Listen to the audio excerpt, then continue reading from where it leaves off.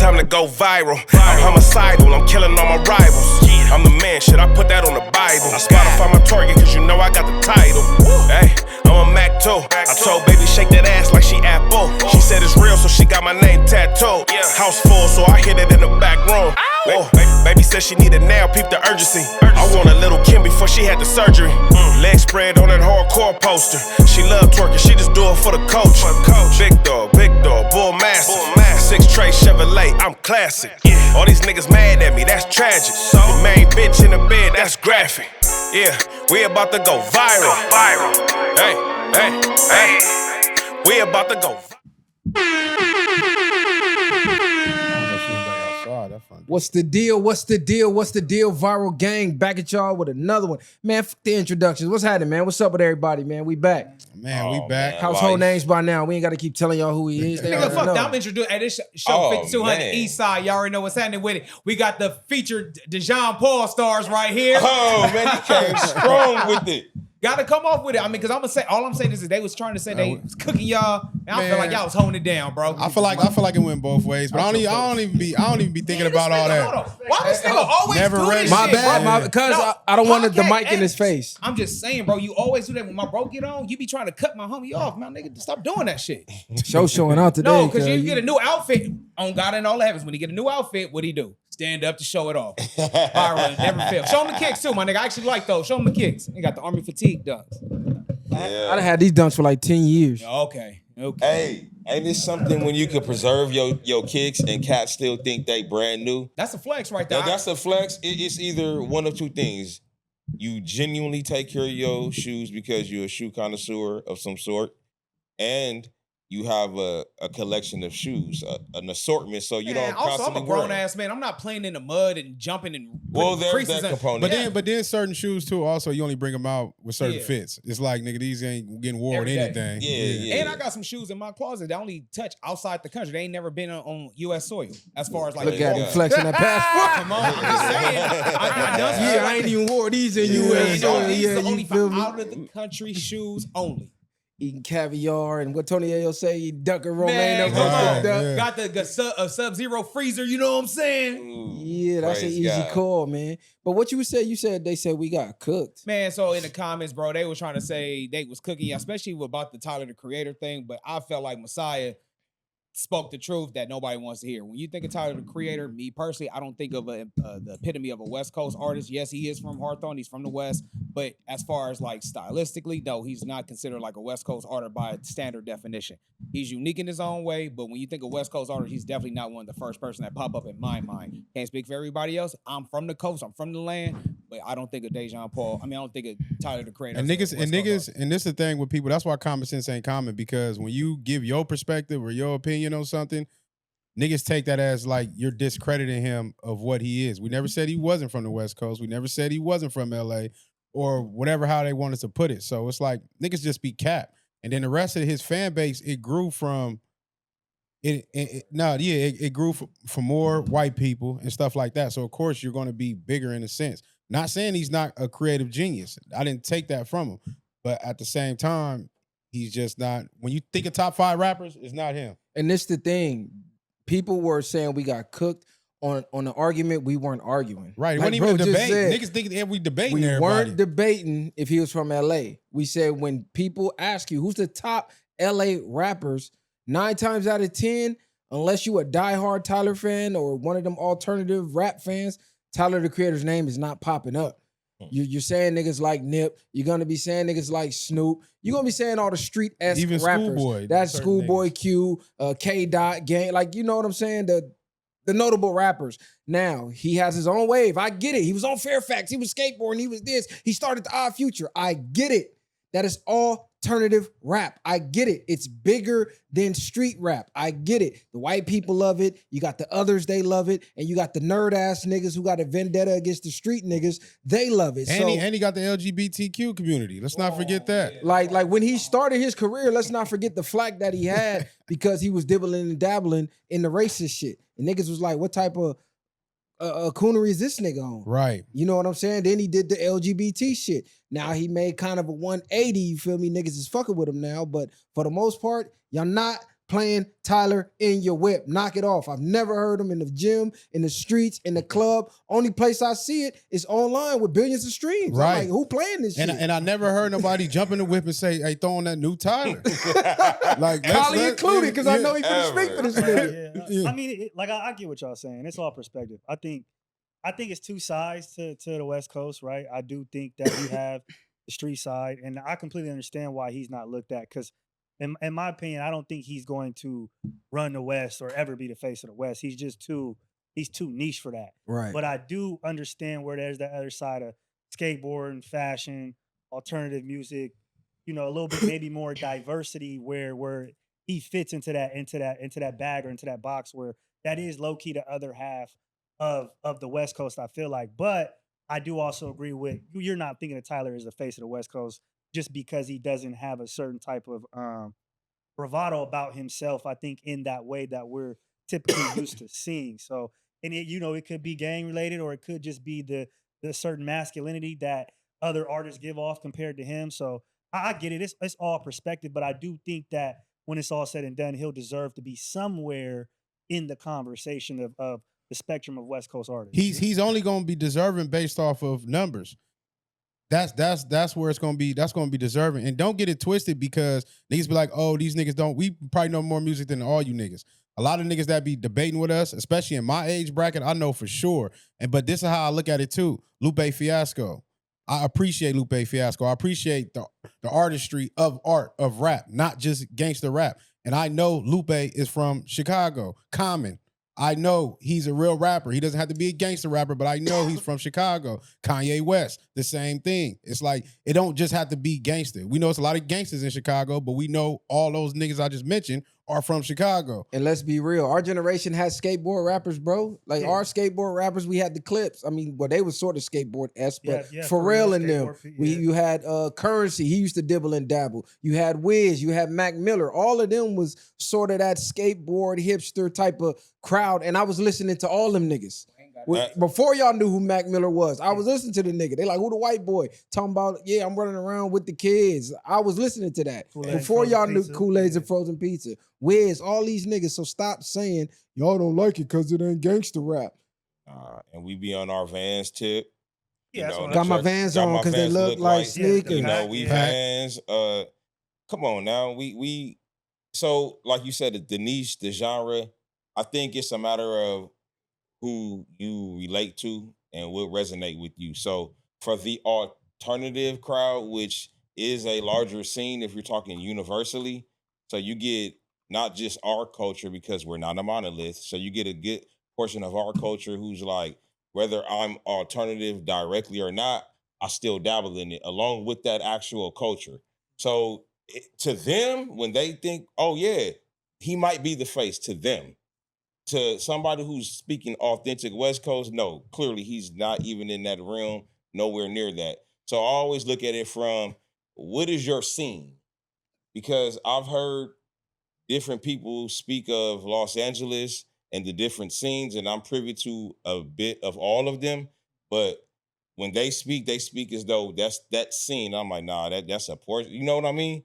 Yeah, so it's like a subset of Los so Angeles. I think that's what's happening right now in this aspect. I think that's what's taking place. But when Cub was doing things like bro just said, when he was dropping hard ER and doing a lot of that stuff in the beginning of his career, niggas was not using him as if like, oh, I'm claiming this dude. You get what I'm saying? Agreed. When he was doing all the Jackass. the Jackass type of stuff, and y'all know what I mean by that. So niggas was not acting like that. Now that his numbers is matching, he's progressed, he's successful, he's at a point, he did a whole, like you said, 180. Now he's more not doing those things. Niggas is like, oh yeah, you can't forget about him. This nigga shit go hard and shit like that. Same thing with Doja Cat. Like people like to say Doja Cat a top West Coast artist, but y'all forget Doja Cat was in the chat rooms talking about hanging black men and F black men and how she a slut for white supremacy. Y'all pick and choose when y'all want to claim people. When their numbers is going crazy and they popular, oh yeah, they from the West. You know why niggas pick and choose to use it? Because they're doing numbers, and then you have nothing to hold up to when it comes to like when you're debating the West Coast versus East Coast versus down South. It's like, damn, who we got that I can use. That's doing numbers. Yeah, because you know everything is number based. So it's like, damn, I only can use Kendrick, but damn, oh yeah, Tyler is from the West. Like now I can Yeah, debate with him. You right. know what I'm saying? And Doja Cat the same way. I think Tyler has always had a large fan. He's always done numbers since his first shit. I just think it's again, it's different areas, and now that sort of fan base has grown more than what it was. But he's always been doing pretty big shows. He came out doing the Loiter Squad shit. He's always been. Oh, that was on the name of the show, Yeah, huh? Loiter Squad. Yeah, he's always been on like a higher level when it comes to having fans and a following. It's just that I think that alternative, again, the fashion, we've always had it in our culture, but that specific niche has grown a lot more over the last, I'd say, 10 to 15 years, where a lot of us grew up, maybe that was some guilty pleasure. You might go turn on, and again, everybody listen to different type of music, but you might have niggas who go listen to rock or go listen to other things, but they might preface it by, hey, this is my white guy playlist. Yeah. Right? Where that generation kind of started to be like, nah, this is just what we like to do. We like to skate, we like to listen to rock, whatever. It's not white people shit. This is what we fuck with. So I think that type of fan base and that attitude has just grown. And then also I think he's just a rage baiter who kind of came again before, a little bit before that was super prevalent. So I don't think he really necessarily truthfully believed a lot of the shit he said, but still you said it. So you gotta deal with the repercussions of what you're gonna look like. You know what I mean? 10, 20 years later, if niggas not fucking with you because you left a sour taste in their mouth, then I understand that. So, 'Cause I heard he's not even really Yeah. gay for real. Yeah. They say behind the scenes he be having hella bitches, but he knows it's gonna get more support. It's rage bait. It's gonna get more looks, more eyes. So he be playing with the gay shit. I heard he not even gay for real. If he ain't gay for real, that nigga not getting no pass, nigga. As many niggas we didn't win, you niggas didn't win bad on Ray J. For all these niggas doing Ray J doing the same thing. I know, but that's what I'm saying though. But niggas be It's called gay bait. Niggas be holding. No, hold on. Niggas be holding court on niggas for that. Ain't no playing gay, nigga. Y'all niggas is that shit crazy. So it goes but back to I want to ask y'all one question real quick. What do y'all consider good album sales? Because for a rapper right now, what should a rapper be selling in their first week? I'm gonna be honest. I don't look at sales because nobody's buying music. So we all. really looking at streams. Streams. But you got to get They X did- amount of streams for it to count as one stream. So it's technically it's like 10-1 or something But crazy. niggas So just- I don't say- even count but- streams. I would say judge them by their tours. But it's hard because niggas just killed Rick Ross for his first week sales. Niggas didn't kill Ross. Nah, they I was think Drake was killing him. they was online. They was online killing Ross. They killed YG for his first week sales. I'm gonna just read this nigga sales and then I'm gonna go from there. His first week, 2011, he got 45,000 units. 2013, he had 89,000 units. Man. This is Goblin, his first one. Wolf, 89,000. Cherry Bomb, he had 58,000. Flower Boy, he had 106,000 units. That's what this is saying right here. So I'm just saying niggas acting like got these astronomical numbers. And then we know streams can be botted and everything else. Let me ask you this. I was gonna say this Was- though. Me personally, I just feel like this. Fuck the sales. It's the album replayable. How much can you replay the album? Is it timeless? Is it like, man, this album's so good, let me run that back? Does it bump in the gym? Is there certain songs on here that's just undeniable? That's at this point, that's just where I'm going off the music.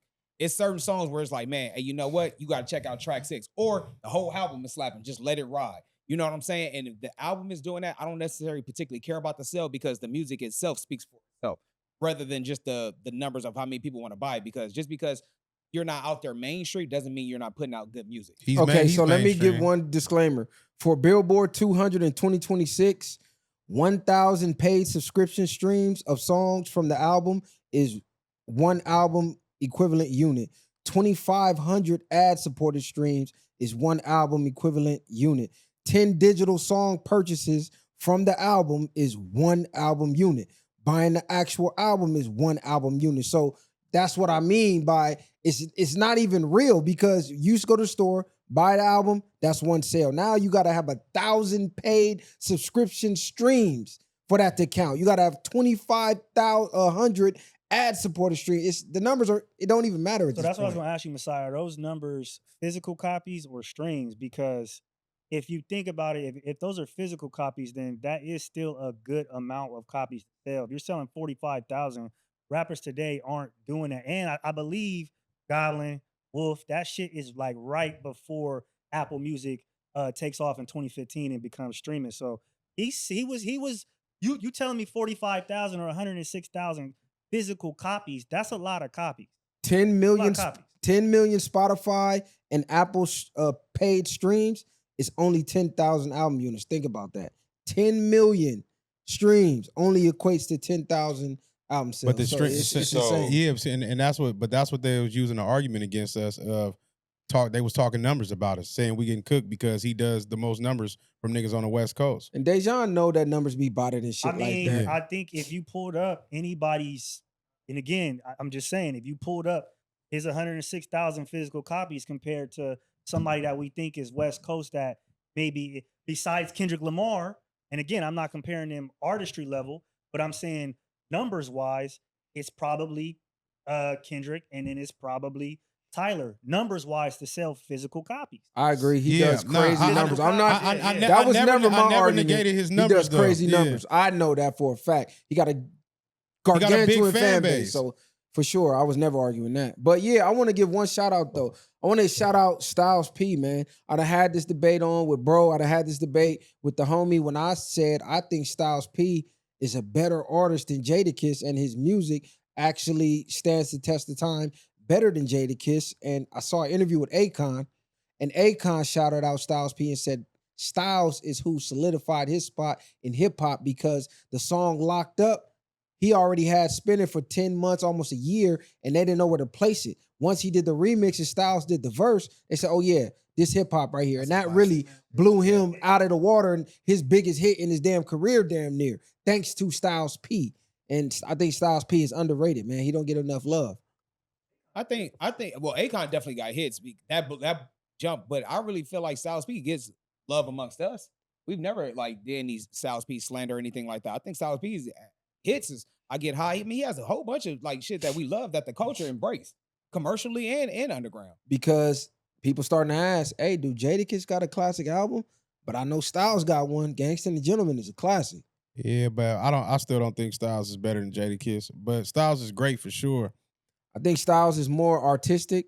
I think Styles taps into his spiritual side more, his life story. He gets into more in depth, and I just think he's more creative in a sense of his song making abilities. Where Jadakiss, he more just bar heavy. Yeah, he got the Still Feel Me and shit like that. But Styles, his catalog is way deeper than Kiss's, in my opinion. Yeah, but I still, to me, like the verses showed you enough. It separated it. Like they have verses, but every verse damn near that Jadakiss got on was fire, even when he was rapping they shit. But I feel like Styles, they complement each other very well. I just think Jadakiss still, that's why he's still doing features with niggas to this day and still able to keep up with the times.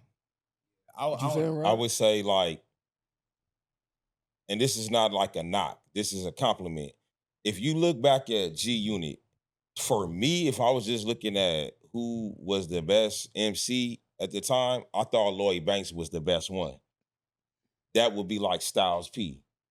So if you understand that analogy, that's what I mean. It's like he's solidified. If you've listened to him, however, who he's surrounded by, that of a Jadakiss, Lloyd Banks being surrounded by that of a 50, and then the whole Aftermath staff, sometimes that can get lost in translation. So some people cannot genuinely appreciate it because, again, when you hear the locks, instantly think Jadakiss. You're just gonna always think Jadakiss. Yeah, he's the star. He's the so that I think that he's a victim of that. It has nothing to do with his lack of. It's just a matter of the bigger name. You see it every day in all kind of entities, specifically sports. That's why you have breakups in sports. Look what happened with Russell and Durant and Shaq and Kobe, so forth. That's just what he's a victim of.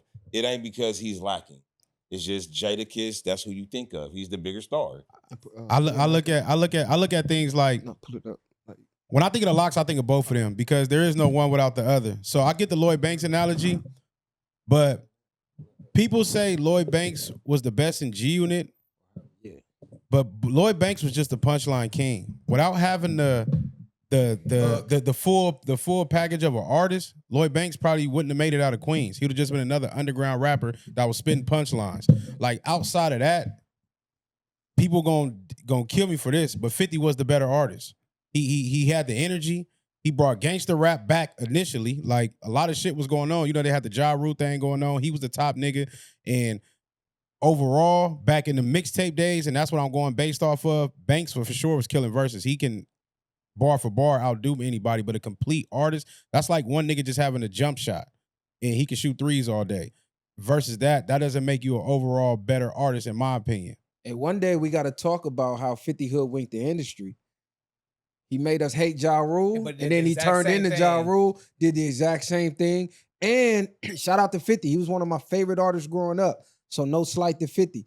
But 50 low-key only got 2 hot mainstream albums. No, I disagree. He got Get Rich or Die Trying, And he got The Massacre. After The Massacre, it's ugly. It's ugly. It's like, Curtis. it went like this, and he clipped nose. Curtis was like, it was subpar. Curtis! Have a baby by me, baby, be a millionaire. Curtis! Before I Self-Destruct was actually a solid album too, but you know, y'all probably want to hear that. I'm not Nah. even. Go ahead. No, but I was going to say though, on the scene, I don't know if y'all saw this though. There's been a concert going on downtown like that. Cali Love Best. Y'all heard about that? Nah. Well, nevertheless, no, it's like downtown. They like the Game was just there. Yeah. Ice Cube and them was just there. And since you're talking about groups, 2 weekends ago, Ice Cube and Dub C. I don't know if y'all know, Dub C is like damn near Ice Cube hype man. You know, they got hits together. Nevertheless, though, I don't know if y'all know, Ice Cube and Mac 10 been feuding years, decades. I was not privy to that. Yeah, so they're beefing because Mac 10 and I guess Ice Cube brother-in-law got into it years ago. And of course, him being loyal to his wife, Kim, Ice Cube like, hey man, I ain't fucking with this nigga Mac 10, yada, yada, yada. So that's basically why West Side Connection broke up. Now, I say that to say to fast forward a couple weeks ago, Ice Cube and Dub C was on stage, and then basically they were pushing an olive branch, especially Dub C. He was like, man, we need to go ahead and get the coast back together, West Side Connection. We need to squash all that bullshit. Last weekend, this weekend that just passed, god damn, dog. Told y'all to put her ass Man. Mocha, come here. Oh, is he acting like her owner, nigga? Look, You are not a lap dog, bitch. Look, no, long story short, though. Long story short, go ahead. Come on, baby. Long story short, Mac 10 was just on there. He was just on there with Chef Boy and all that stuff. They had their own little concert going on. But at the end of the concert, Mac 10 was like, hey, y'all, love my nigga Cube. Love my nigga Dub C. Nigga South Central, Inglewood. Y'all know what we do. We make hits. So he was like, nigga, whenever they time to reconnect, let's reconnect. So basically what I'm trying to get at, if West Side Connection was to put the drama down and join back together, is that something we ready for? Or is it past? I'm going to be honest. It's over with. Ooh, Ain't you sound nobody, like Dejon Paul right now, nobody want to hear that shit, bro. I'm sorry. Love West Side Connection. It's over. We just seen Ice Cube put out some new music. It came and went. It barely even came. Nobody really talked about it. Pause. But ain't nobody waiting for West Side Connection, bro. Nah, because I said it came. But yeah, like I was saying, Mac 10 and his crew jumped Ice Cube's brother-in-law. So his wife's brother, Ice Cube, chose his wife. That's how the group split. It's too much time passed. The game has moved on. They're old. Dejon is absolutely right about that topic. Now, if they're getting together to tour to do their hits and get a bag and go to the UK and, you know what I'm saying, do one more run, and then I'm in support of that. I But can a agree to new that. West Side Connection album, who's waiting on that, bro? That's where I was going. I with. thought he was saying the same thing. And I think even if they came out with a new album, you're gonna get listens because the older fan base is gonna want to hear what it's like. T.I. just went double platinum on his new shit, so the older generation is still very much at the concerts, still very much at buying the albums and supporting. So I do think that if they were to come back, you're right, it might fizzle out quick, but I do think just because they're a legendary group, they come back. Yeah, it's good. People are gonna tap into it for sure. I think Yeah. T.I. reinvented himself, though. I think that's You why got a he's point with able that, to yeah. stay with the times. He had the beef with 50s, keeping up with the youth. He's doing podcasts. He's staying pretty youthful Relevant, yeah. and relevant. I just think when it comes to T.I., he knows how to put something together. He knows how to make a hit. Like, at least I think T.I. still is privy. I think he's mastered when it comes to making certain type of music. And then he got his kids out there doing music, so that's helping him keep them alive. You know, they want to see that. So I would say Ice Longevity. Cube as well has definitely changed into different like multitudes as well. He's an actor. Shit, he got his 3-on-3 lead. Like Ice Cube has definitely changed with the win with anybody. I mean, on top of that too, he got a song about AI and all that type of shit. Like Ice Cube has always been ahead of his time. Whether it was F the Police, gangster rap, Ice Cube has always been one of those pioneers of hip hop to talk about shit on wax that niggas wasn't even speaking on, and then everybody followed behind him. So I really would. I'm not saying their new material would be great, but I would give it a listen if they did. But I would love to see them get back together because that's one of the greats. Like if 50 Cent did his last tour, that last run, I think out of nostalgia, shout out to Kali, nigga, I think that shit would sell out because again, they really do got hits. Ice Cube has turned into a meme, low key. Yeah, People just more so make fun of his movie lines now than Nah, I don't think what he he say? yeah. Straight against the planet. Yeah, You know why Cube ain't that bad, but I think West Side Connection could, if like you said, if they use their old material, they can sell out a few stages. But I don't think nobody really checking for them, and I don't think their flow has advanced with the times. I think they're still stuck with that same flow. Like their flow hasn't elevated. They don't change it up. So I think those type of artists don't really initially make it because you're not able to adapt. But shout out to Cube though, because they said they just finished that Friday. How do y'all think that's going to be? Hold on, Rod has something to say. All right, Hold so on, look, hold on, Rod has real something to brief. say. In terms of them getting back together, for me personally, the reason why I would like to see them get back together is because if you know the story, NWA, when they all agreed to get back together, unfortunately, Eazy's demise came. Cube was they were supposed to get back together. You're still here and you have a chance to rekindle. So for that, do it. I don't care if it flopped. Just do it because the last time you had a chance and you here's just like another thing. It ain't that you need it. Like He's history successful. repeating itself. Yeah, he's successful in other realms. He's solidified. Listen, but to me, I look at it too because it depends. How close was he to the brother? And then it's your wife. Like, you're not finna fuck up the home for another nigga that basically you disrespected me because you knew who this was connected to my wife. So it's like, nigga, some people might hold that forever. I'm not never fucking with you again. And then he's not even that. Cube don't need the money.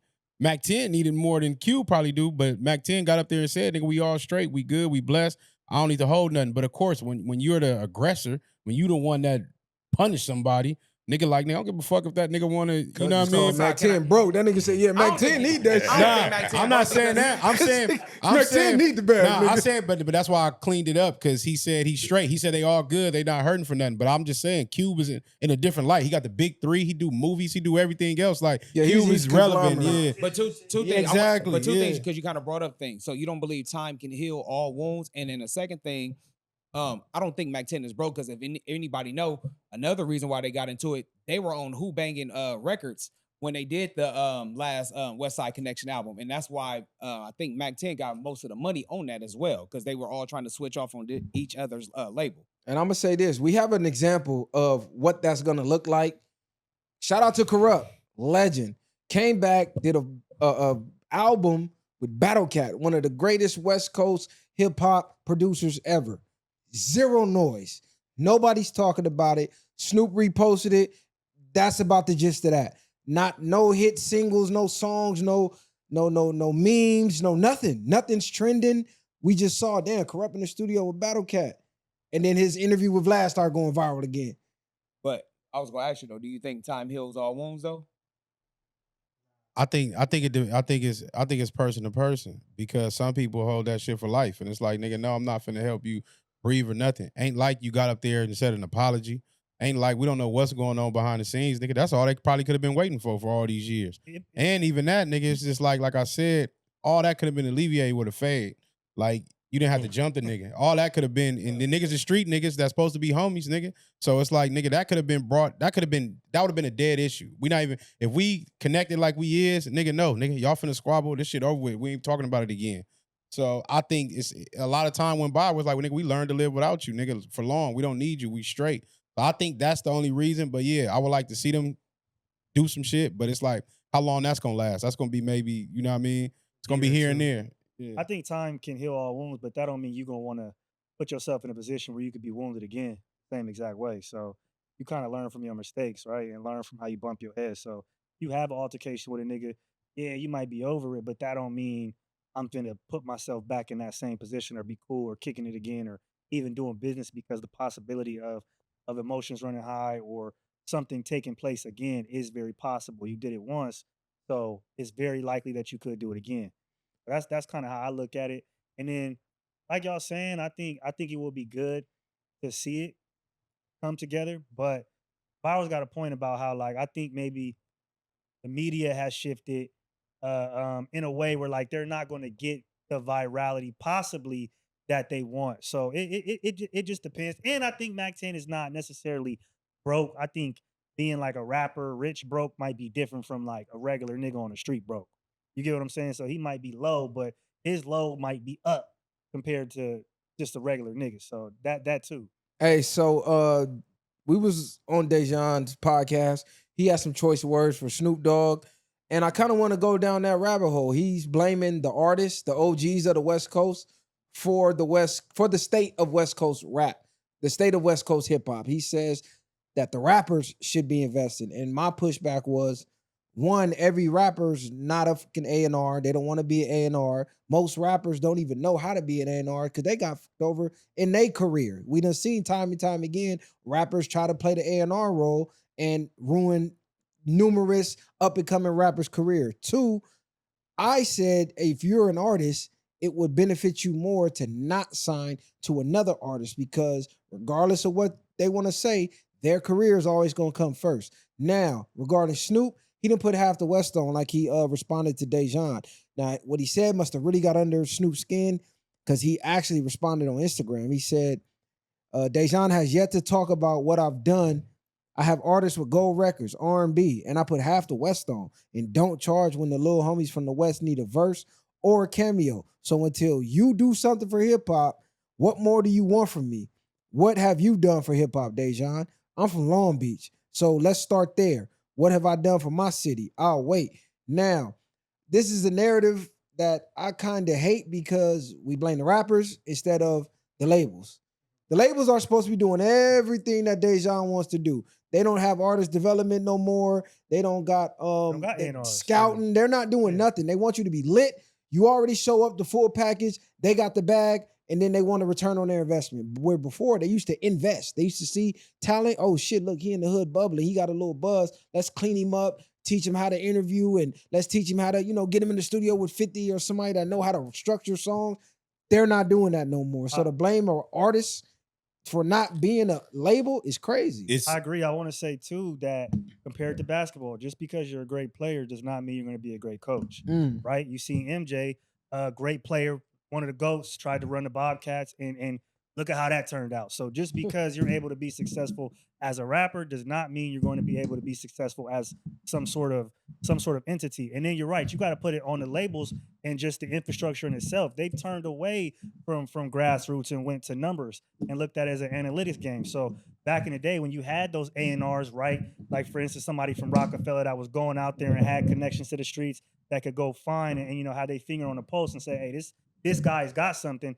They don't even have that no more. They replaced that with white guys that are just looking at numbers. And numbers don't always transfer over or transcend into actual fans. So especially because they can be bought. So I think it's very irresponsible to just blame it on the rappers. Yes, could they reach out more? Of course, everybody could do more. But at the end of the day, if we as a label or we as an infrastructure has turned away from making music in general and more so for streaming or antics, then you could do all the work you want to do. But that's not where we are today. So it's something has to be reinvented for artists to even become successful in that way as they were maybe 10, 15 years ago. It's a sense of entitlement. It's that savior complex thing. I get it. If you're in a position to put people on, do so if you're able to pay it forward. However, who's to say they haven't? And specifically Snoop, we've seen him put people out. Unfortunately, some things just don't pan out. It could be because of what Callie described. They're just not good at this particular game of the business, of hip hop or whatever their niche or genre is. They're just not good at that. And even if they are, the reality of it is when a star, someone like Snoop, puts someone out, you know what you're really looking for? Unfortunately, human nature, you're looking for another Snoop. So everything is gonna be, if it ain't like Snoop, don't sound like Snoop, don't hit me like Snoop, it's a flop. Unfortunately, when you have that type of star power, that in itself stifles upcoming artists. That's why you've heard people who are of that type of status, they say they play the background. You've heard of artists or shows, anything, and you find out certain names. Man, I didn't know he was the writer, or yeah, you know why I stayed in the background? Because I wanted them to shine. Because they understand that. If I'm right here, they're gonna always expect me out of everybody. And that's not fair to the artists or the people that's coming behind me. You gotta look at it from that standpoint. I was gonna say, Damn. Nah, go ahead. Yes. Nah, go ahead. Nah, it was bars, but I couldn't resist. That was crazy. hey, I was gonna That say, shit was nuts. I'm gonna say to Pause. Nah, it was bars. Nigga, why you trying to get me? Got yourself. Nah, you was spitting though. You was spitting. Praise God. Thank you. All right. Pause. Well, Go ahead. I gotta get a nigga look. I saved you on that one. But look, from whatever Dejon is saying about Snoop has done a tremendous amount of work for the West Coast. He's put out October London, the Dog Pound. It's so many people that Snoop has put out. But at the end of the day, what you expect somebody to do? Continue to hold somebody down? Eventually, once a nigga give you an alley-oop, at some point, you got to start. He gave you motion already. Now it's up to you to keep the motion going, bro. Again, a nigga can't continue to save you because that's exactly not. I mean, he put you out there. Again, you got to start. What you do with the limelight is what you do at that point. He gave you the opportunity. You let it fizzle out. That's on you. Again, Snoop has done a lot for the West Coast. Now, from artists signing with other artists, there are some success stories and there's some that's not a success story. I think Eminem 50 Cent is a success story.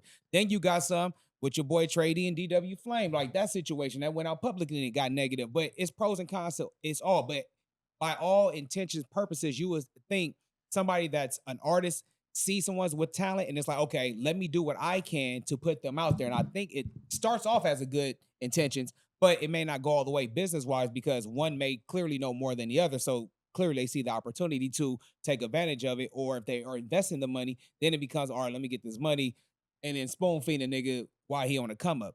But I will say this, at the end of the day, it's nobody's responsibility to create an opportunity. If somebody give you an opportunity, great, but no one owes you anything. And that's where we have to stop. These are grown-ass men or grown-ass women that want to be in the entertainment. It's hard. It's a reason why it's called Hollywood, Broadway, whatever the case may be. Everybody can't make it. And if you really want to know, why do people try to sign up for the Navy SEALs? And like 80% of people drop out. It's meant to be hard. You need to have the select of the best to be there. Everybody can't be at the top. So we expect everybody, just because they from the West, all right, Snoop is stamping me. Nah, nigga, he's not going to be certified. We're not going to even compare you to Snoop. You're just not as good as the listeners want to hear. So step your game up when the opportunity is out there for you. Get I'm the gonna say this out of here. Save The yourself. savior complex, yeah. yes, Save exactly. yourself. Save Save yourself. yourself. Save Quite yourself. literally. The OGs ain't saving you, bro. Go ahead. I'm gonna start say talking at the same time, nigga. not because I let everybody speak, but I'm gonna say this: Dejon, he speaks some truth. Dejon, I tell you to put her back up. Yeah, Come on. Yes. Come on. Dejon speaks some truth, but he throw a lot of hate on top of it. And I'm gonna just say this point blank: Dejon just hates the West Coast. I'm going on that and saying that. Dejon, you hate the West Coast. It's hard. And I should have mentioned this when I was up there with you, but I didn't think about it until after I rewatched the playback, because it's like, what do we expect niggas to do on the West Coast when even your report cards, you fail every rapper on the coast? And then you mad when a nigga don't find nobody if there is no talent out here. You basically saying there's no talent out here also. So it's kind of contradicting, I should say, in a way, when you like go find somebody, go dig them up out the mud. Like, But you shit on every nigga that yeah, but there is nobody to dig up. That's the thing. It's like, nigga, there is no, and he's working on other things, other projects. So it's like, it's kind of hard. Like, I get what he's saying, but it's kind of hard for me to see it clear in that way, because to me it's starting to look like hate, because it's like you shitting on niggas, and then it's like, what advice or what way are we helping people? It's like, are they supposed to do this? But the game is different. They're not putting the bag behind people no more. They're not just investing, and you're not seeing no return on your investment. And we know it's like rap is falling far behind in every genre where once was at the top. So Hey, Mocha is not. But go ahead. I'm good. Hey, this the thing though. I found it funny, and I did say when I was up there that he failed every rapper on that list except the gay one. Oh, Tyler the Yeah, Creator. he gave Tyler all straight Doja. A's. And I'm Doja. like, come on, bro, we're not doing that. So you on top of this is what I think Dejon either isn't seeing or he's seeing, and then he's milking it and he's he's taking advantage of it. Every other region has a hate for the most part for the West Coast. It's trendy right now to hate on the West Coast. I've said this multiple times. So whenever they see somebody from the West speak out against the West, they go, "Oh, he's the only one keeping it real." And Dejon has beef with a lot of people on the West. He got blackballed for certain comments that he told us that he got into it with DJ Head. He done got into it with damn near every rapper over this report card. So he's feeling like the black sheep. So in his mind, I'm thinking, well, shit, they gonna fuel me from the DJ Academics to the Floccos to the blogs. All I gotta do is keep shitting on these niggas, and I wanna shit on these niggas anyway because they did me dirty. So like bro said, a lot of what he says is the truth. You cannot deny it. But do I think there is some malice and some hate behind what he says and does? Yes, absolutely. It's only human nature. That's why certain things I wanted to agree with him on, I still had to push back a little bit because I didn't want to make it seem like, oh, y'all just came up there just to hate on the West. I'm like, look, man, I'm from the West at the end of the day. I want to see the West be great again. So let me be the cup half full while he beats the cup half empty. Optimistic, pessimistic. But that being said, not bad, right? Yeah, But that good. being said, on that last episode when we were talking about, this is why I don't want to see Game and Kendrick beef, because we already get so much hate from everywhere else where two of our best stars that's like low-key like headliners, I don't want to see them go at it because then that's going to give even more hate for people to like hate on the coast. Like, I'm pretty sure Drake is on the side like, come on, Game, diss that nigga Kendrick so I can hop on your dick and diss him too. Like, I don't want none of that shit, bro. I want us to stand united, my nigga, like the Avengers, my nigga, and be strong and go against anybody who got beef with us. And I'm not saying I want an East Coast, West Coast, or anything like. I just want us to be the best version of ourselves and hold our own down so we can be like, hey, nigga, the West need to be respected when it comes to the hip-hop game. That's it. I'm going to be honest. That Game and Kendrick beef got to happen. I'm know, sorry. That battle got to happen because if it don't, like bro was telling me the other day, it's going to make Game look crazy. You said too much. You've done too much.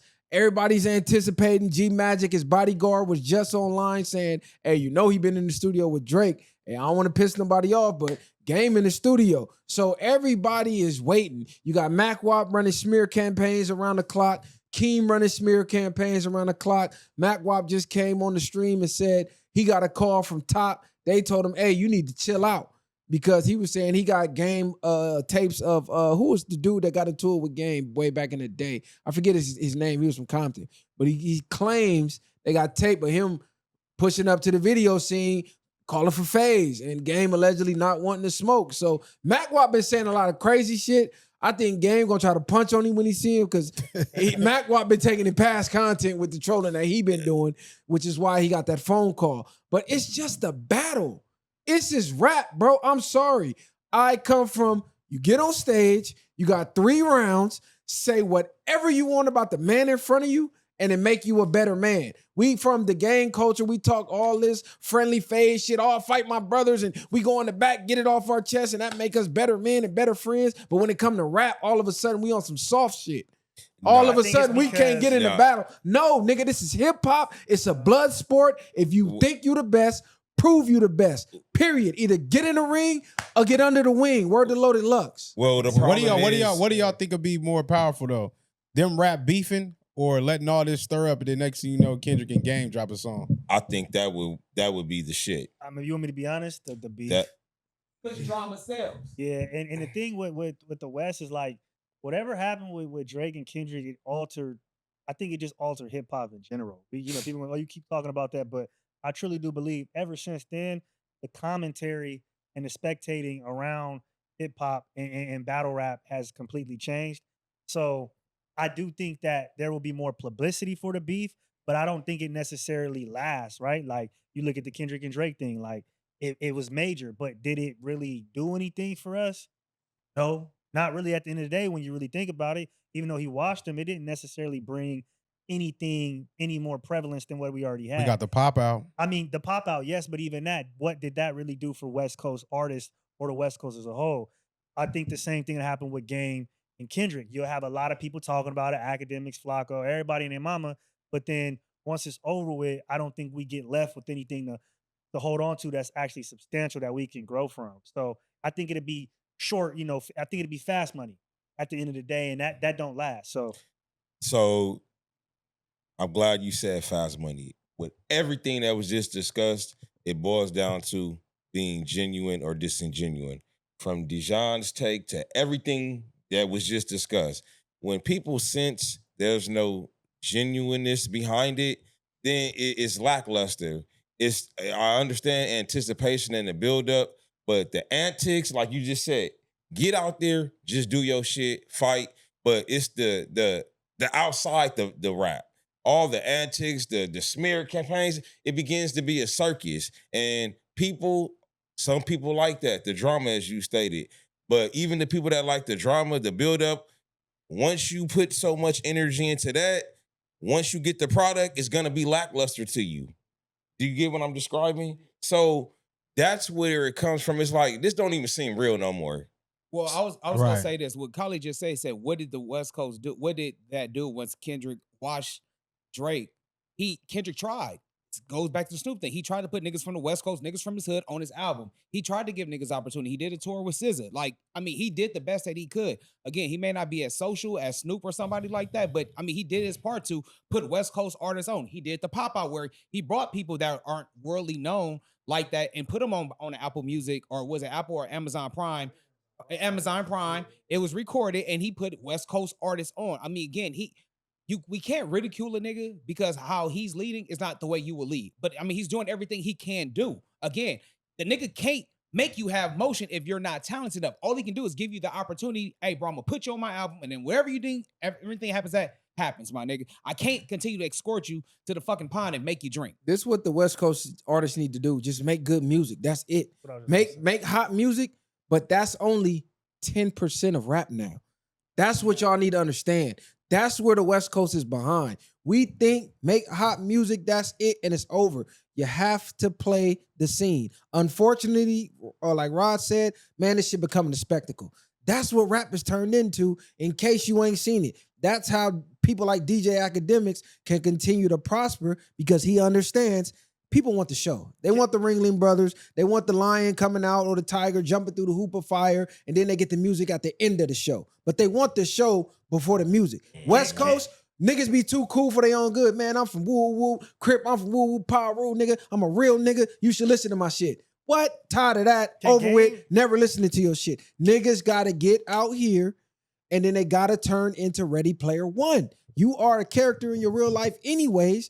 Bring that to the masses, the real world, and you'll crack. Watch them though, because if you really think about it, like what you're saying, there's so much more that comes to a battle, right? Into hip hop. It's like at this point, do y'all even see Game making a beef or a diss that hits hard and also is going to be Not Like Us or something with replay value? I personally, I don't necessarily see that, right? And I know he was just talking about how he had or there's rumors that he had struggles making hooks and things of that nature. So do you think that he can even put something out that's going to have, it's going to hit hard, it's going to sting Kendrick, and then on top of that, it's going to be something that we could dance to in the club, or you know what I mean? I don't know. I think you're showing your age right now.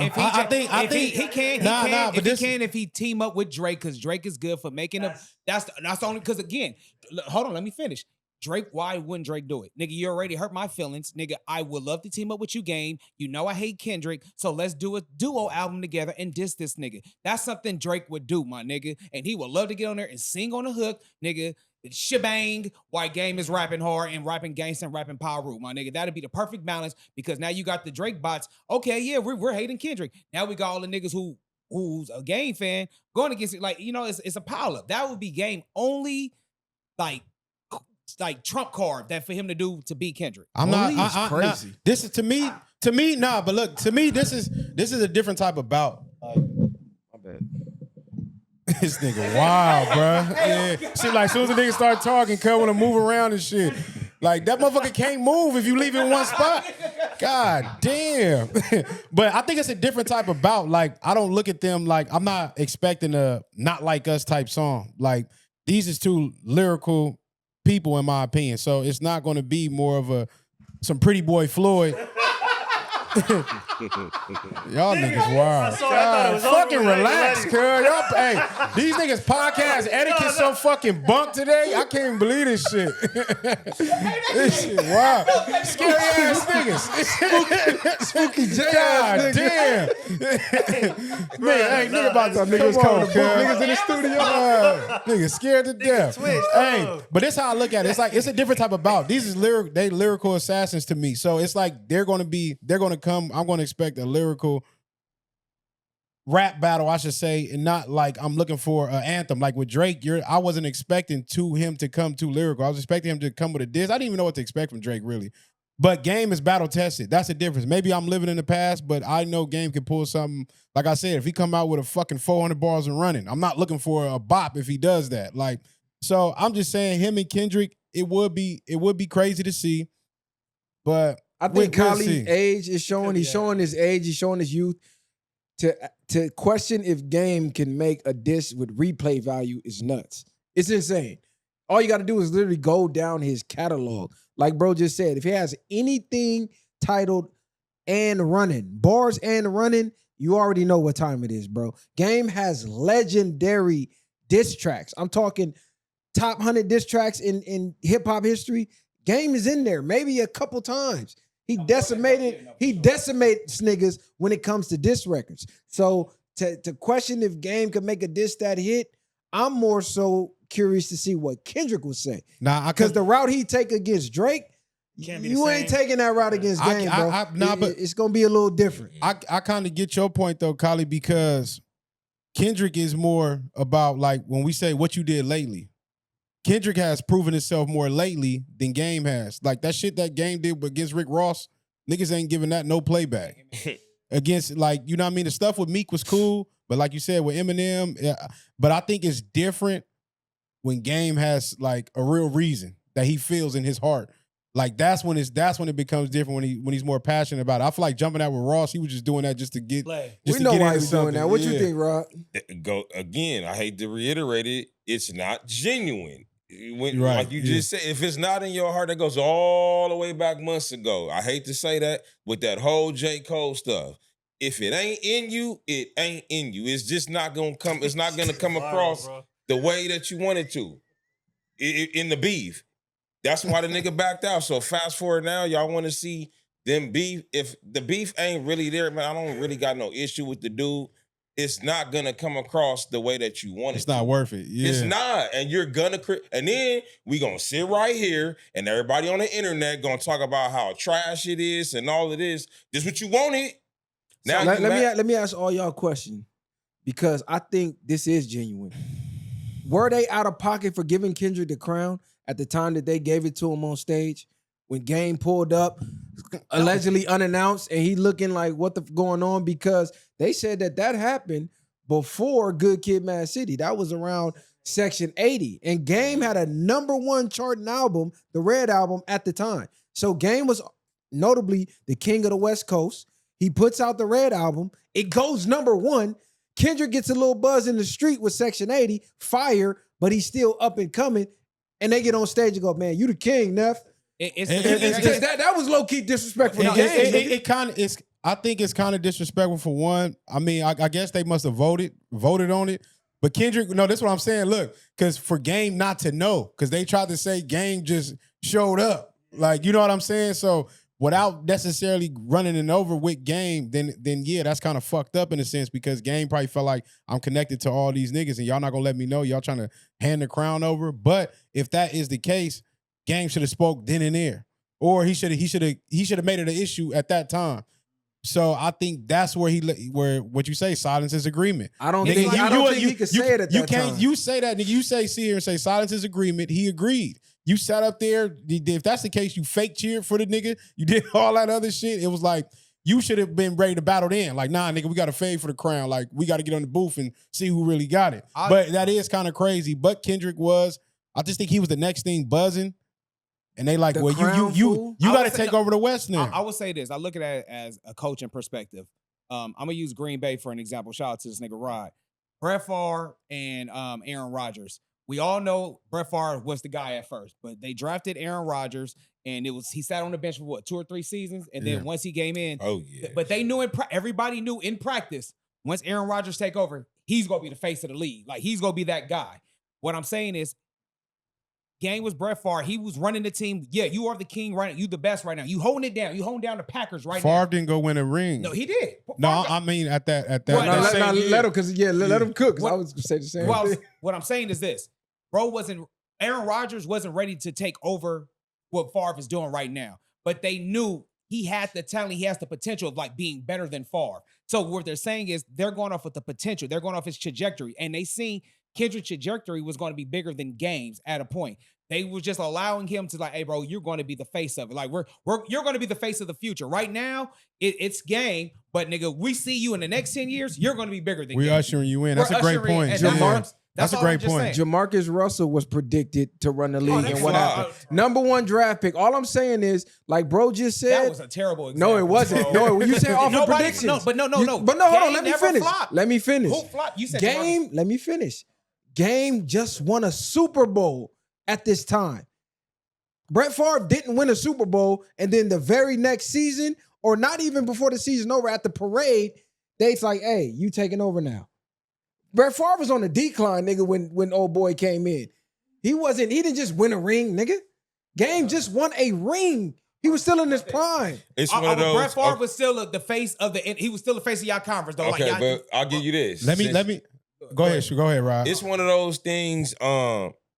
Those forgotten champions. You ever watch like NFL films or sports shows? They call them forgotten champions. That's what this is the case of.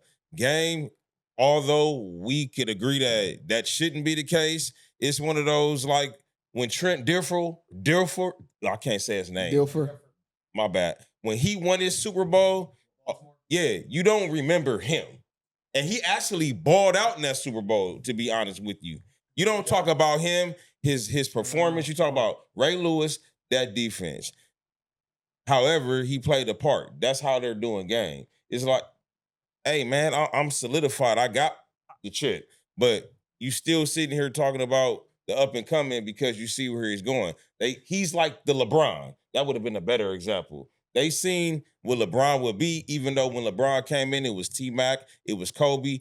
They was still running the league, but they knew that LeBron was going to be who LeBron is today. Right. I agree with that. That's actually a great point to me. But what I can say, Kendrick was buzzing, and Kendrick was going crazy at that time.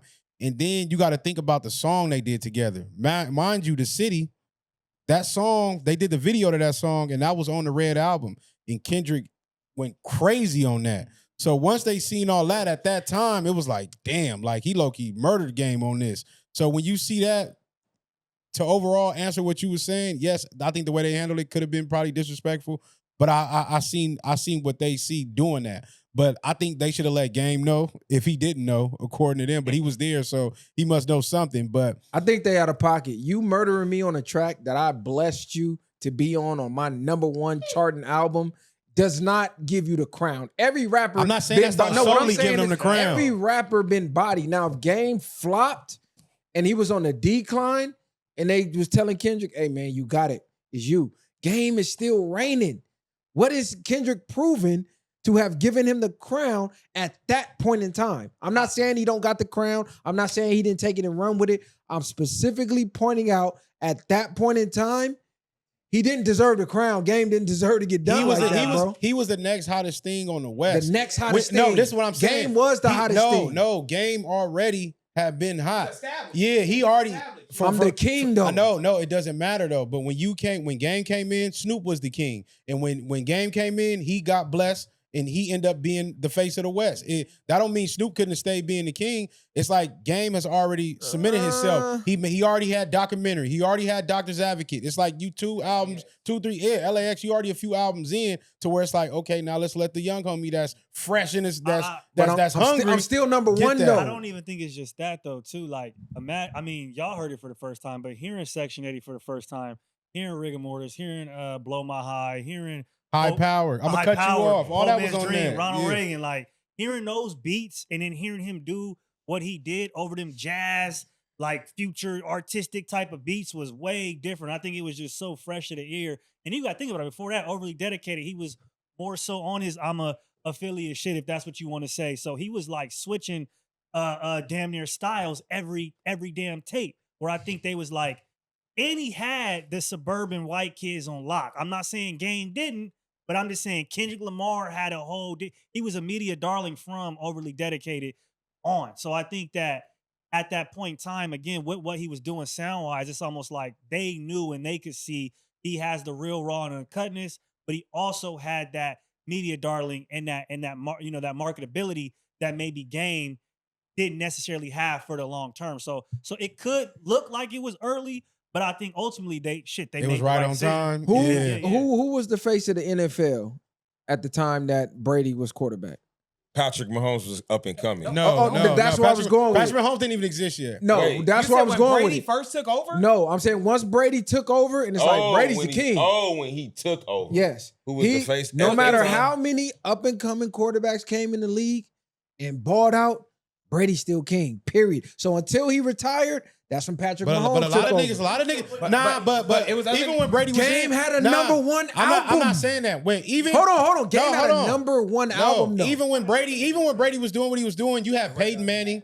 You had certain quarterbacks that Eli was Manning still was in there. And they were not known as the face. Brady Hold on, was. let me Peyton finish, Manning was finish. more No. like Time out. before he started exceeding in rings.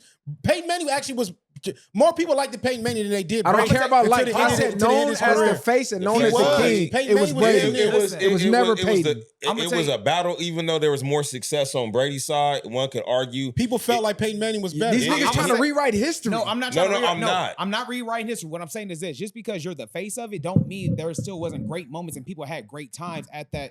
Even though he's the king, what I'm saying is you had Drew Brees, you had Big Ben, you had Aaron Rodgers, you had guys at that time. Brady wasn't winning every year. Yes, he was always popping in when the times he was playing, but that nigga didn't win every Super Bowl. Shout out to Eli Manning. Nigga got his fame for being the GOAT beater. Pause. Shout out to You Nick, hold shout on. out to You Nick just Foles. you I'm just just saying. reinforced my point. No, what hold I'm on. You just reinforced my point. What? I literally just said that. I said no matter how many other quarterbacks came, balled out, showed potential, it didn't matter. Even when Brady lost to Eli, the league was more mad he lost than Eli was happy that Eli won. I think Niggas the was NFL hot. was happy that Tom Brady, because everybody was so tired of the Patriots winning. I think when those two times that he lost, especially even with the Eagles, nigga, when the Patriots lose, it was like, yes, nigga, the whole fucking NFL won because everybody was tired of seeing Boston win. Right. They rooted more for Brady losing than Eli Absolutely winning, did. is my Absolutely point. Why? did. Because Brady was the face. He was the guy. He was the king. Period. So I feel like but who even- rooted I And feel for like- him? that was no, Game. hold on, hold Game on. was Brady of the West at the time. He wasn't because Yes, he was.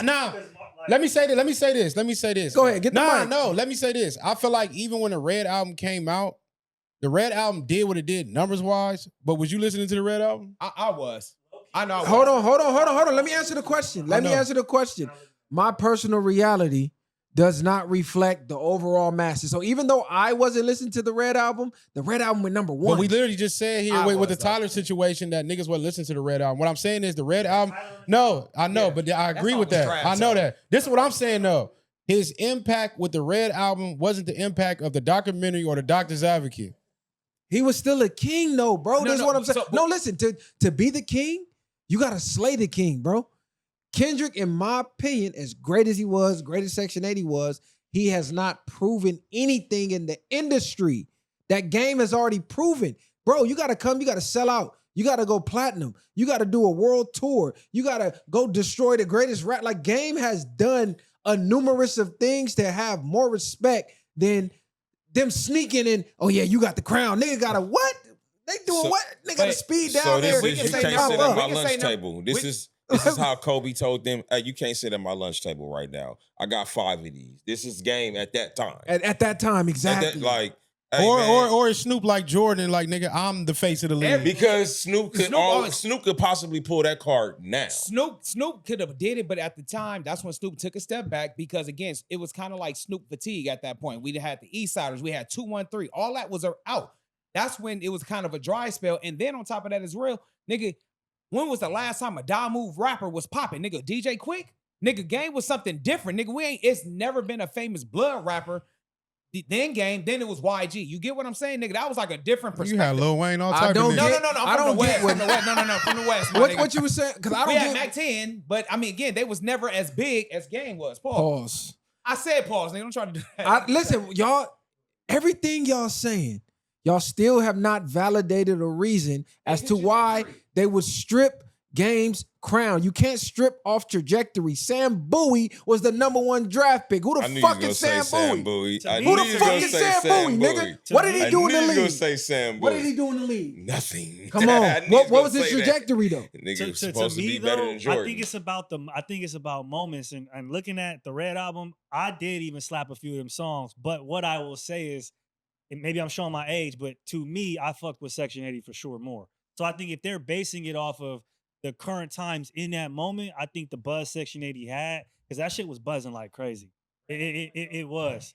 So I think like from a maybe a street perspective or a less mainstream perspective, I could see why they initiated him in, because lyrically what he was doing at the age he was, like I said, the type of beats he was rapping on, and I think maybe they even had heard some Good Kid, Mad City in the tuck. You never know. Like It's not even you that. niggas going Colin, off but you what got to ifs. think. Kendrick had a YouTube presence. yeah, he was battle what? rapping. No, this is what I'm. He- This is what I'm getting at. He had his songs was in the millions at that time.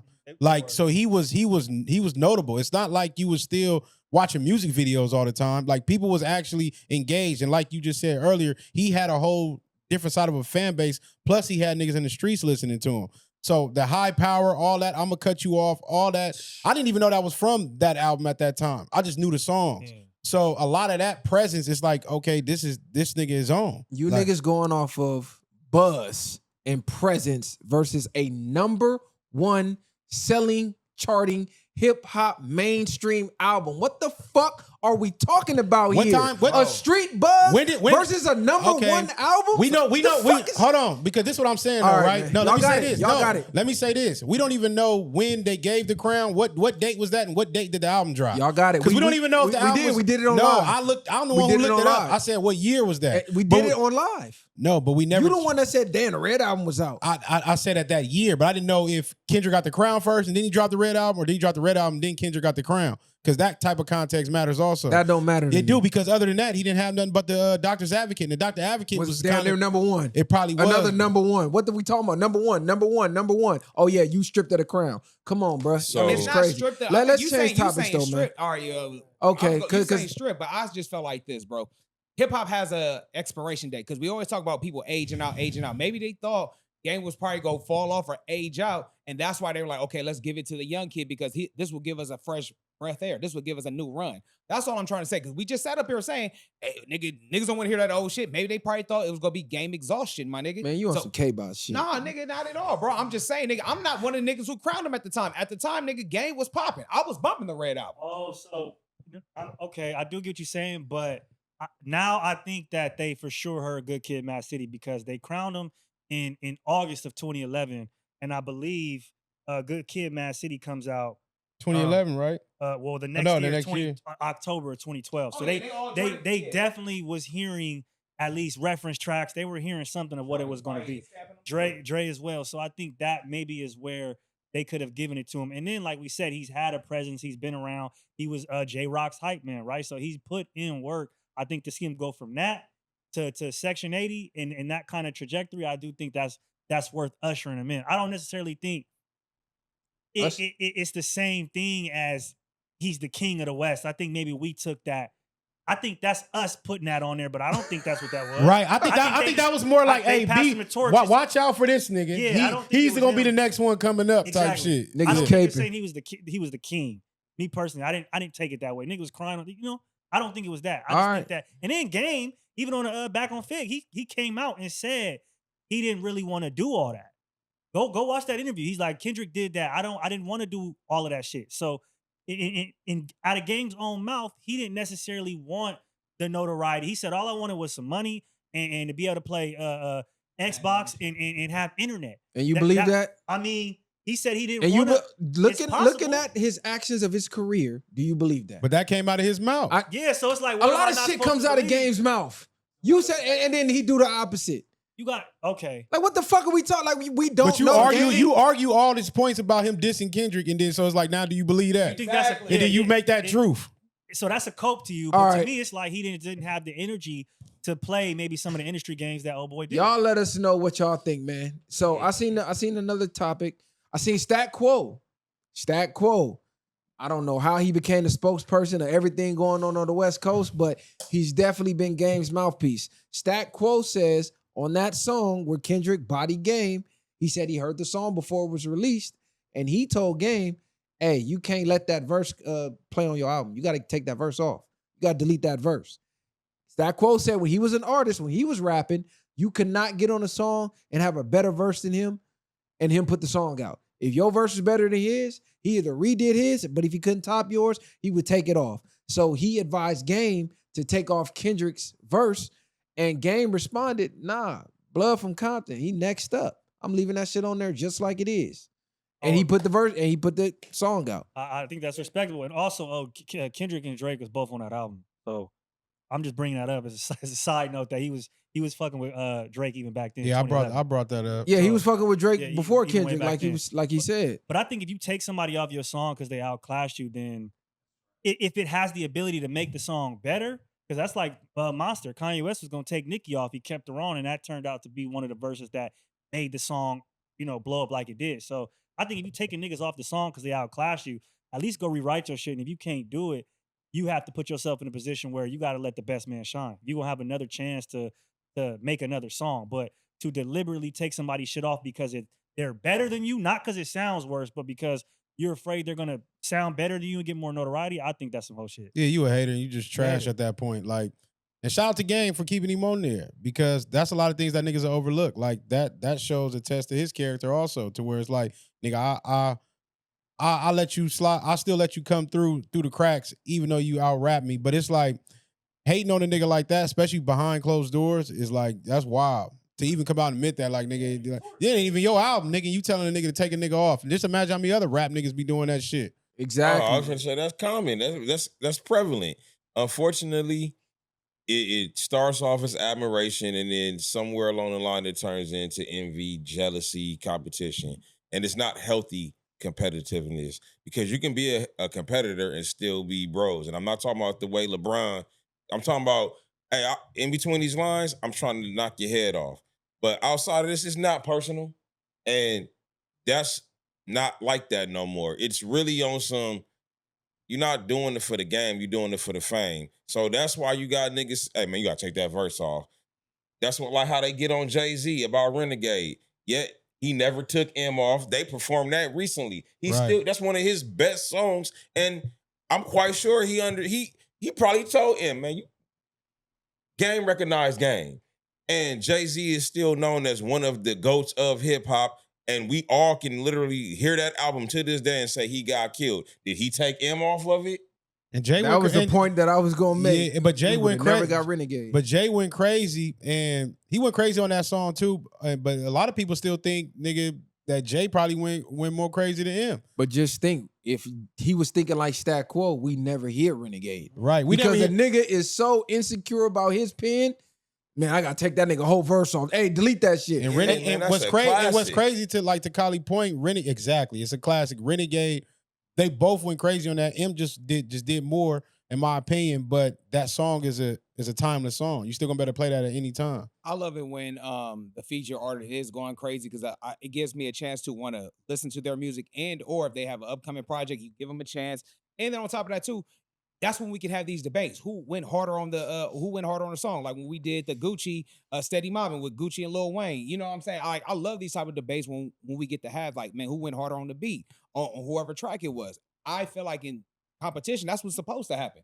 Any nigga that deletes a nigga verse, bro, like you said, you're doing it for the fucking money at this point. It ain't about the game no more. Because at the end of the day, nigga, hip hop is a competitive sport. So what are we doing it for at this point? Because the money, you use a bitch in my eyes. Nah, like you sure. took a nigga verse off. Shout out to Joe Budden. He said him and Stack Bundles used to do this to each other all the time. Hey man, look, man, we only gonna spit 16 on this song, bro. Hear each other verse, nigga go back, delete his verse, rap 80 bars. Yeah. Put the song out to the mixtape. Nigga listen to this. Nigga, what the body the niggas.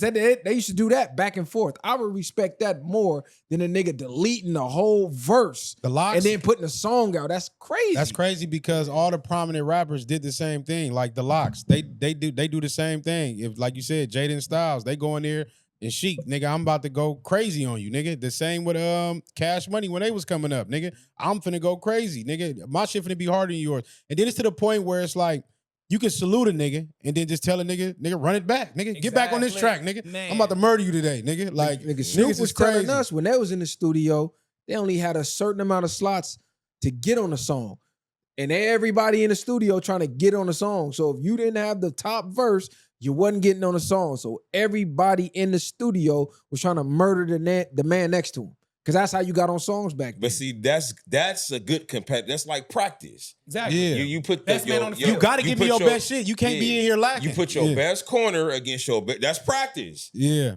That is competitiveness. I'm with that. Now, this what we talk with old boys talking about, that's that bitch ass shit. Yeah, that's some hoe Nah, shit. fact. That's whole shit. But that, yeah, hey, check this out. We only got so many slots. Ain't that how tryouts work? Tryouts. And then also too, remember what Barry Gordon before even hip hop, nigga, they used to have everybody on the staff listen to the song and see if it's a hit or not. Everybody would vote. Hey, you had your last dollar. Would you buy this record? Or would you buy a sandwich? Nigga, if everybody's saying, nigga, my last dollar going towards this record, nigga, that shit was scrapped. That's really what you got to do, nigga. You got to put that shit out there like that, nigga. The best only. That's it. Imagine being a rapper and you don't want to rap with the greatest rappers. Like, I don't want to do a song with Big L or I don't want to do a song with Biggie because he gonna kill me on the verse. Like, nigga, you wild. That's crazy as fuck. And you're not looking at it from a perspective of, okay, you revere them in that manner. That's great. And they're willing to be on the track with you.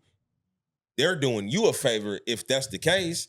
So you're not looking at the glass half full, you're looking at it half empty. And let me ask you this: when somebody is featured on a verse, do they necessarily have to body it lyrically, or could they just have a verse where it's just more memorable? Because even the song with the first of the month with Eazy and Bone Thugs, I remember Eazy part just because how he came up with the melodies. Well, you know what I mean? Or BG Knockout, dissing Dr. Dre. It's just certain parts of the song that stand out more than other people. You know what I mean? So I don't necessarily think that your verse have to be super lyrical. I think you can just have some of the better type of music, or you flow with the beat better. Even with Bone and Biggie, it's Bone and Biggie, and Own It. When Biggie came on, nigga, Own It Dangerous. What's funny? That was gay or something. After you back it up, then stop. Yeah. What? Drive it That's like what it's I'm hot. saying. And Everybody remember that. Exactly. damn And it verse. wasn't the lyrical. most memorable verse on the song. Man, that's all I'm trying to get at. Like, you can get on a verse and your shit don't have to be lyrical. It can just be memorable. Like, nigga, that shit was fire at that point.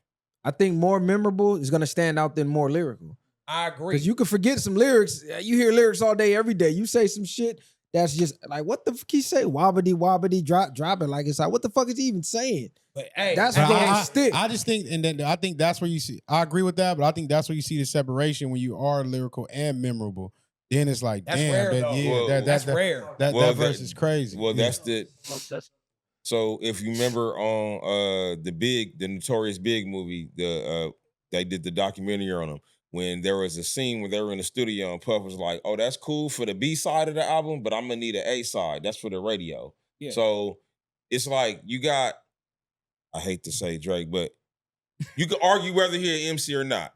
But you got the pop culture people. They really good at that, but they want to be MCs. But the MCs need to learn how to be pop as well. So Right. you got the two evils fighting each other, and then there's those artists who are able to transcend. That's why you have a Snoop. That's why you have a Jay-Z. That's why you have a 50. That's why you have a Justin Bieber. I can keep going to name all genres. That's why it's called a universal appeal. That's why we can go all the way back to Selena. If you've seen her movie, you know what he exactly said to her. You have a universal appeal. Drop this song. What song did she drop before her demise? That's how industry works.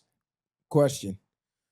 Who has the album of the year, the hip hop album of the year so far in 2026? We're at the halfway mark. Who has the album of the year so he far? mad already? He mad already. You mad Hey, look, already? because he's self-conscious. He's finna answer for his damn self. who's the- He had who's- an opportunity to answer it on. Hey, the hate seeping through the nigga pores. But what's The the, hate finna seep through the nigga pores. do y'all got a list? I pull up. So we got Iceman, we got The Fall Off, Baby Keem, Casino, Vince Staples, Crybaby, Isaiah Rashad, It's Been Awful. ASAP Rocky, Don't Be Dumb. Don Toliver, Octane. Yeet, ADL. V's, Y'all Won. T.I., Kill the King. I want to say Don't forget Big X and Pug too. Those, And you got- those and you are got- top 10 And you selling got right now. and you but Pooh Shiesty might be higher than a lot of them right now. Pooh Shiesty just dropped. Yeah, I think it's definitely Iceman out of those. What's crazy is that they put Vince Staples, and they got to stop doing that just because you're black. He made a rock and roll album with a whole bunch of different types of beats and genres on there, and they've still put it in rap. So I think that's bullshit for them doing that. But I think it's Iceman when you really think about it, from memorable songs to again punchlines, bars, and then numbers. What else do we have? I mean, you could put it's that or it's the Fall Off. Those are the only two albums because Don Toliver is not album of the year. Who else was even on there? Isaiah Rashad. He fell the fuck off after the Suns tirade and Sylvia demo, and that's 2013. 2014 was his last album. So I mean, like, really, who else are you gonna have? besides ASAP those two? Rocky. You Yeah, know- Don't Be Dumb. That he had Tim, whatever his name is, the nigga who make the Beetlejuice movies. Like, he doing goofy shit. So it's like it's either Drake or it's the Fall Off. But for me, I got Drake's Iceman over the Fall Off. I'm not gonna give him the album of the year. I give him the album of the half. So far? because the year ain't up. But I don't know. I feel like This nigga No. crazy. I give him album of the half. I said album of the year so let's far. go. We Hey, August. these, Hey, the hate but- be seeping through these niggas' pores, bro. The God hate ain't damn. seeping because right now Pooh Shiesty is low key making noise with his album right now. So I think it needs a little more time. Did you Outside, listen to Pooh Shiesty? yes, I did, nigga. What you the album did, sound nigga. like? It's cool. It sound like Pooh Shiesty, but he got some albums. We know it sounds like But- Pooh Shiesty is Pooh Shiesty. But let me finish my damn point. God damn, this nigga always want to go. This nigga sit here and get his whole shit off and nobody saying shit. As soon as somebody talking, he going. But like I said, man, Iceman was mid to me, nigga. So that shit ain't really nothing. Ain't really nothing to compete with. Nigga, you got the Fall Off. Fall Off probably is a better project throughout than just that. Yeah, he has catchy shit, but lyrical wise and real music, the Fall Off is a better album to me. Outside of that, Pooh Shiesty might be next up and running, but Drake has it right now, numbers wise. All right, so out of all them, the only two albums, and ironically, I know who Yeet is. That's because my son, I know he that is his shit. I think the shit is ass, but I know that he's popular amongst kids. the youth right now. Yeah. So otherwise, you ain't got to be a rocket scientist to know that it's clearly going to be Drake. It's not a matter of my opinion of whether I like it. Clearly, Drake is the hottest thing going right now at this point. The only other artist that I know in there is Yeet. Everybody else in between, I wouldn't know their song if I heard it right now. I'm gonna be Fall Off honest. came to win. Judging by every metric, it's gonna be Iceman. Period. Whether you hate him or not, just sonically, hit records, album sales. You talking about impact. You talking about moments. You're talking about the most talked about on the blogs and the podcasts. I mean, even if you want to say J. Cole to Fall Off, man, that shit came and went. And that wasn't an album. That was a goddamn mixtape where he picked some old classic beats and freestyled over the motherfuckers. Why we keep acting like Saying it wasn't an that's album a is real crazy. fucking album? The Fall Off, nigga, you failed the fuck off. That was the perfect title. Nigga, J. Cole has never been the same since he waved the white flag. That shit's cooked. He had a failed album rollout, getting that old Honda and driving across. That shit's cooked. So really, looking at the list, Vince Staples, I didn't listen to that. Nobody did. Not even you. He was doing he was doing Netflix, Clip bro. that. Yeah, Isaiah Rashad cooked. ASAP Rocky. We talk more about fucking Rihanna in the magazine in front of him and him being on the in Paris than we did the music. So ASAP's out of here. Don Toliver, no noise. Yeet. He had the little buzz when I believe he got on a song with Drake. I believe he got a song with Drake. And Yeah, after that, you didn't hear nothing else from Yeet. V's, he's actually decent. And T.I., he's still decent, but it's like, come on, bro, that's not album of the year. So by default, not even by default, You he said just it right. won. You said it right. By Drake's default. album of the year, bro. By Now, default. now they're about to tell me how trash Iceman is and why it's not. Go ahead. I don't need to tell you, nigga. You know it is. You don't listen to that shit no more. You can't name 5 songs. You name the same 2 that's on the radio. Outside of that, What's you're on the not radio? listening.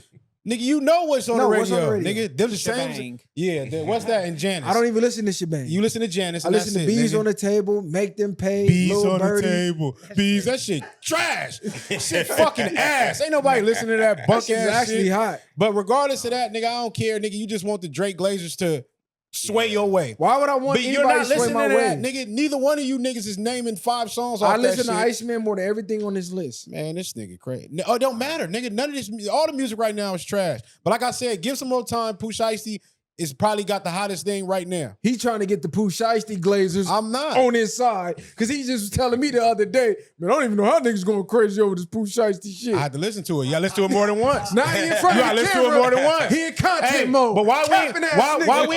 Hey, but look, but why? Hashtag Capping content ass Hey, mode. nah, look, Yeah, I ain't in content mode. Why we ain't album reviewing Pooh Shiesty shit before we judging it? Everybody else, he killed and crucified. When it came to Drake, we fucking did that review for a week.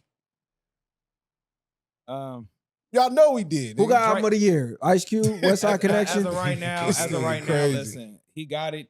You know what I'm saying? Shout out to Drake for. This nigga really upset. I'm Don't let that saying- nigga change your tone, That short. nigga- Fuck all that. And he went into full depression I know you mode. tired of this shit, huh? Honestly, listen, bro. He went into This full nigga depression Drake got a mode. hex on this nigga. It's not even that, bro. Like, listen, I'm to the point where like, why we keep talking about this shit, my nigga? Like, all right, y'all want Drake to be the best, the face of hip hop, cool. But this the same nigga who was just on the fucking podcast barking like a dog, Barking, We not- painting nails and this shit. Nigga is Yeah. weird, bro. But if you niggas love it, I salute to y'all. Shout out to you fucking Drake fans. If that's what y'all love, that's what hip hop is. By all means, I'm down to bow respectfully until Kendrick drop, my nigga. Because at this point, it's like a 2-headed race, my nigga.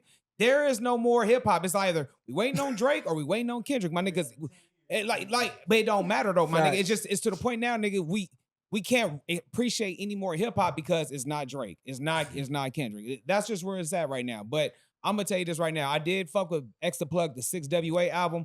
Yeah, it didn't get the buzz like that shit, but it did have some cuts on there. I appreciate it. But hip hop of the year by default will be Drake, the Iceman shit, because all the women love the shit. All the hip hop fans love it. So if y'all, that's what it is. That's like the most popular shit. Am I bumping it? No, I'm not. But by all means, y'all got it. Nobody's On to bumping the next Iceman no one. more, Why did you man. automatically get depressed when I asked you Because, like, I'm what tired was of hip talking hop about- it's not album? No, even- this the That nigga thing. said- I'm tired of Right, talking this about the this thing. nigga, bro. Nobody said Drake's name. I simply asked, because you knew what you were who going do to do you with that. think has the album of the You're year? gonna So, go with so that, this bro. is your opportunity to say X the Plug got album of the year because of this, and this. You It automatically doesn't matter because He everybody knew you was doing this to got bring up fucking Drake. That's depressed. all it is, bro. And I'm tired of even discussing this nigga, bro. Y'all subconsciously knew it was No, Drake, bro. which is It's why y'all not, had nigga. to take y'all hat. Nah, That's bro. why, because I It's didn't not. even mention Drake. They It's did. not. You didn't even listen to half the albums you named. This nigga said Pooh Shiesty after just Hey, I'm telling gonna me tell y'all this. 24 hours ago. And this I on don't the know why Byway niggas going podcast.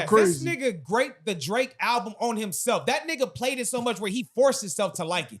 What's that shit called? When you fall in love with the Stockholm Syndrome. This nigga had Stockholm Syndrome, the Iceman album, my nigga. He fell in love with the oppressor, my nigga. Bro, you're But can out. we talk about the stream then? What he did? Yes, we can talk about the stream. Let's talk about this We shit. can So talk how about did your it boy again. look with the painted nails and all that shit? Absolute cornball. The whole stream was absolute cornball shit.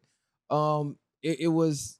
He just looked embarrassing to me. You're 40, damn near 40. Doing 20 v You're supposed to be the leader of the rap game, and in my opinion, you got to carry that with a certain aura and ilk about yourself. But we just seen who he really is behind the money, behind the bitches, behind the fame. He's still the little nerdy kid from Degrassi. That's just what it is. Now, do we accept him for that, or is he losing points for that? Because to sit in front of this gothic bitch who had surgery, who had all these extra enhancements, and her to get you to bark, bitch, I'm the king of the rap game. I'm Drizzy Drake, bitch. Bark for me. Get on your That was some knees. cuck shit, I huh? don't That was some cuck understand shit, huh? Well, everybody pushing this cuck shit. And then I believe Drake heard bro's take about him being a trick because he made sure to take out a segment with Ben Don and say, I hate using the word trick. I just like taking care of people. I'm getting so much money. Getting money don't make me happy no more. Taking care of other people. So he did a word salad and basically admitted that because he is a trick. he quite Nah, literally they said took it. Mike Jack's words. Mike Jack quite literally said that in an interview back with either Oprah or Barbara Walters. He said hey, I just like to help people. So either he went back in the archives or he genuinely mean that. He's still a trick. He's still, I believe it was word salad. With that being said, He stole that, like you said. I think he stole it. I genuinely think he stole it. I didn't watch the interview. I just seen the clip, and it was literally about the tricking. And I think it was because of the group chat. I said, I told this nigga it was a trick. Yeah. Whenever you try to explain tricking, you a trick. You a trick. That's like trying to tell people you tough. When you got to explain it, you're not that. So, or you are that. So, hey, you a trick. That's what you do. Just weird. I mean, you Drake. Just do you. Yeah, to me, the stream was Nah, trash. nigga, to you me. didn't move that motherfucker 30 times. It's the way the nigga be having his mic. I ain't moved it. Yo, you That moving motherfucker your can shit. go this way and still No, turn it to can't. your face. Nigga, you can move around. I can't move. Talk about the king of hip hop. The stream was trash to me. I don't like to watch the 20V ones anyway. I think that's heathen behavior anyway. So it's like doing that as the quote unquote, king or whatever you want to be calling yourself. I think that's lame. You're too old for that. You have too much status to be doing that. And then even on that, throwing shots at Rock Nation and the way he just talks and rhymes while speaking is weird to me too. Like he says some shit about his pen and all of this. It's like, bro, you gotta cut that shit out. Hey. Drop the music, but throwing disses at Jay, because if Jay come and throw a cease and desist on your ass, you'll be crying, right? And then if somebody come out and diss your ass, you'll be crying again too. So it's like, just drop the music, but you're not spooky to niggas, you're not scary to niggas at this point. So your words don't hold any weight because of what happened with the Kendrick beef. So I think to still be coming out and talking a certain way, you have every right to do so. But don't think that it's coming across the same way it might have came across during the Meek Mill beef or whatever it is, because you've gotten exposed so, deeply at this point where it's like, it just that type of talk is not hitting the same. Yeah, that's what Ain't Joe it- Budden. ain't it- That's what hey, Joe Budden. Hold was on, saying. nah. Ain't it crazy short how they tunes change? Because ain't this how a king's supposed to carry his Exactly. crown? Being outside in front of everybody? What you niggas no, talking about? yeah, nah, fuck all that. What you niggas talking about? No, because we was talking about, y'all said Kendrick need to be outside. Outside, He need to be shown. He need to be seen. Now y'all king is being seen, and we seeing him being queen. Exactly. I don't want to hear that On top of shit. that, Bars. Bars. Hey, I'm gonna keep it G with you. Drake is trying. He's trying to be cool, nigga. He seen Dank and was like, "Oh my god, I know who you are." Like, nigga, what? How the fuck is you getting excited to see Dank, nigga? Shut the fuck up, Drake. You bitch ass nigga. And on top of that too. No, I'm just saying though, my nigga. I'm tired of this bitch ass shit. Been Lane is cool, my nigga. Clip this one. This the same nigga who get his nails painted and trying to act all tough. Yeah, my pen is never dry. Nigga, shut your hoe ass up, nigga. Like, real talk, you got your hair done like a baby mama, my nigga. The nigga low-key's a hoe ass nigga. And we gotta stop allowing this shit like that shit is cool. This shit is corny as fuck. Yes, did he make good music for the bitches? He does that. But nigga, again, let's stop trying to make it sound like this nigga's the king of hip-hop, because the real cool niggas don't move like that. When Jay was at top, he never moved like that. Wayne is on top, he never moved like that. Drake is not influencing the culture to be like him. Niggas is not going out to paint their nails platinum, my nigga. Niggas is not up there trying to be sassy with the bitches, bro. Drake influences none, my nigga. Does he make good music for the culture as of right now? Yes, because the culture is dead.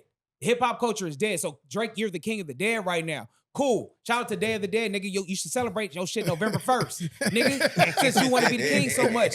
What I'm saying is this, bro. That nigga True Colors came out, my nigga. What type of hoe-ass nigga is barking? Rough, and then the bark you gave wasn't even no DMX bark. It was a soft monotone. Ruff, ruff, ruff. What nigga, what kind of nigga is you? Cut did a poodle bark. Nigga did a poodle bark, nigga. Like, I'm gonna keep it real though. Niggas is submissive. He's trying to appeal to the younger trolling crowd of, and he tried to do the little soft semi-gay bait shit that these stream niggas do. He just tried to go play the streamer game, and I've said this time and time again on the show, when you rap niggas get on the stream with these streamers, they make y'all look like goofies. We seen Sauce Walker get treated like a goofy. Dude come up to Dean, who is this? Sauce sitting there trying to explain himself like, you niggas look crazy. Rappers were supposed to be the cool niggas. Niggas was supposed to follow the rappers around. You know why? Because most of the rappers came from the streets. So you was already supposed to be the cool nigga in the streets. You come in the game and you bring that street coolness to the game,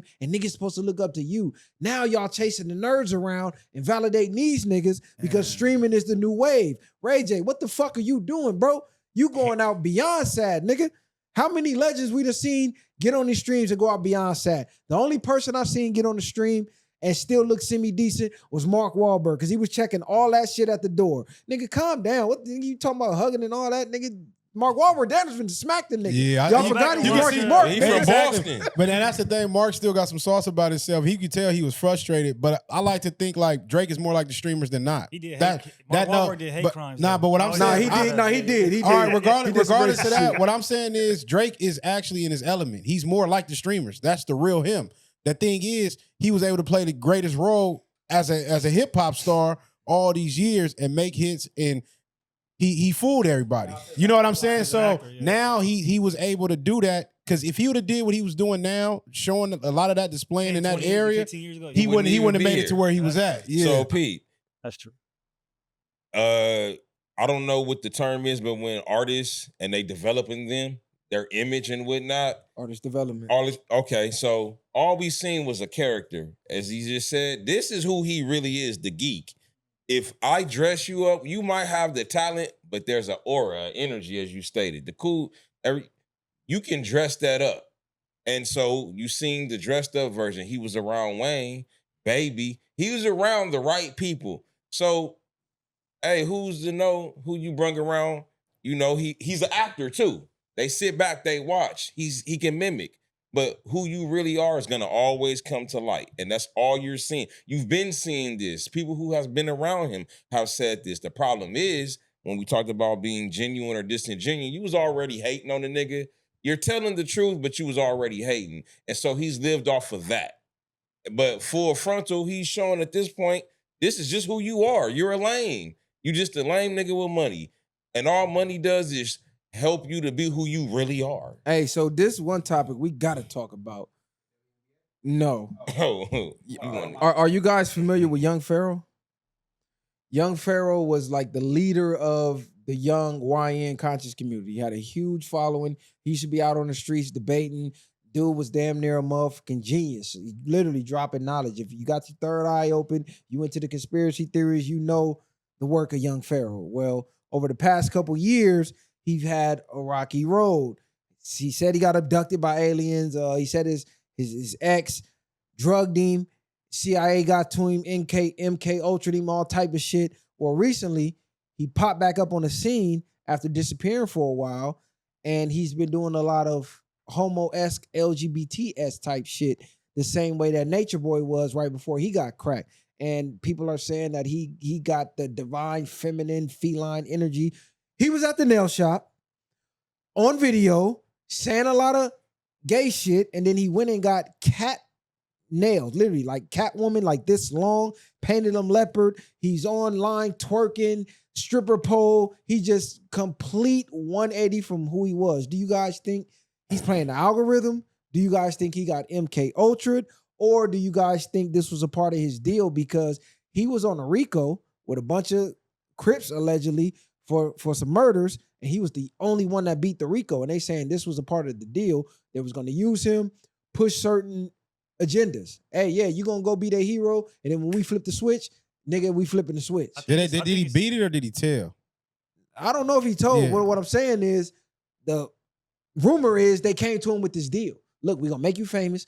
We're gonna make you the leader of the conscious community, but we're gonna use you to divert the people eventually at the end. I think it's content, and I think that's also content is a form of MK Ultra. To being honest, like you don't gotta have somebody in black suits or something come to your door and tell you what to do. Now they're just going to say, hey, if you want to continue down this road and get to this level, this is what you're going to do. The algorithm is going to influence you, and either you're going to let it break you, or you're not going to succeed.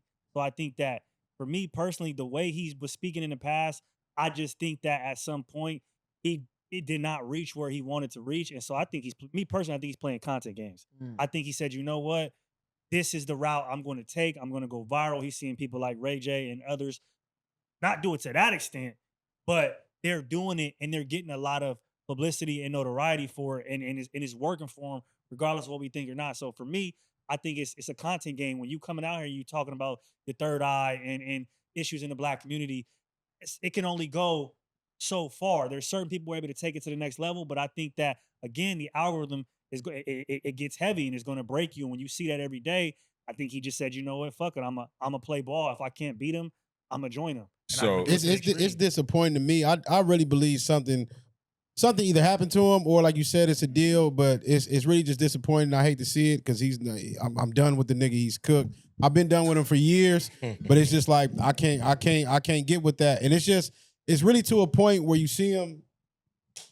And it's like, damn, cuz like everybody that gets to that point, they go out backwards. But then we see a lot of things like Rashad Jamal, like they put the case on slow him. down, Ferrari. Maybe they would have tried to do him the same way as they did him, and they put the grape case on him. And now people are starting to see it's like he was getting big. I don't think he was getting smaller. Like pause, I guess, but he was doing viral videos for a while. So I just don't look at it, but like. Rest in peace to who he was. And the notable key that I left out was he made a video prior to all this stuff happening saying, hey, if you ever see me online acting outside of my body, just know that that's not me and they got me. He said, y'all know by now what my personality is like. So if you see me doing any weird shit, that is not me. They got me. Either it was the MK Ultra, the soul transfer, they graped him and used some black magic, whatever the case. He has the video out where he warned everybody. I believe we'll call it cap on all that. I believe being propaganda right now, being a black gay male is the most popular thing you can do. It's the most money-making thing you can do because you're not a threat to society. They want to keep you feminine. They want to keep you docile because, again, you're more feminine than a black woman, yet you're no threat to any type of masculine energy. So the fact is that my nigga's in his bag. Again, you think of homosexual men, they became successful, whether it's RuPaul, Saucy Santana, like that's like the new fucking trend right now is to be this LGBTQ in black. It's just in like, it's one and the same right now. I mean, if you talk about the TV shows, how many shows you can watch where it can be nothing to do with that, and then you'll just see some man and man type love-making scene out of nowhere. It's to the point where now, my nigga, they're trying to put that shit on us, my nigga, propaganda where it's just so accepted where now it's like the new norm. So, with that being said, we're talking about placating. Whether this person playing this character, it's real or not, or they're playing to the demographic, who's sick?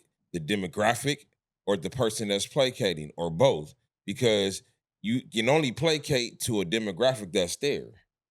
So, that's the masses. I say imagery though, because think about it, man. Even with the little caps where they have propaganda over there in Germany, they made fun of them, so you not want to be like them. But then when you start to put them in the light where, okay, if you are this and this is what you are, that's all you see. That's what you're going to see of yourself. Imagery is powerful. Malcolm X even said that as well. Television, radio, like they want to put the media people in charge rather than the intellects because we look up to them. So that's what I'm trying to get at. We can't keep looking at these entertainers as our leaders. And that's where we have to really start putting out there now. They're not our leaders.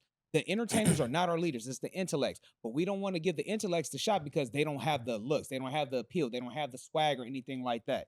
So when you got the bag and the money, all of a sudden you got the power in our community. Because there's an old quote where they said we give you your leaders and then we give you your villains at the same time. We give you your heroes and we give you your villains, pardon me. So that last conspiracy theory about he took the deal, they gave him the fame, they propelled him into, the spotlight, then all of a sudden he makes a sharp left and now he's online twerking, playing video games, and literally a 180 from who he was. He was love the black woman, this, that, and the third, and now it's fuck you bitches and hoes. He started doing red pill content and all, you know what I'm saying? Just nothing from who he was and gained him all of his followers. It was almost like they got everybody ready. Oh yeah, man, we finally got a leader.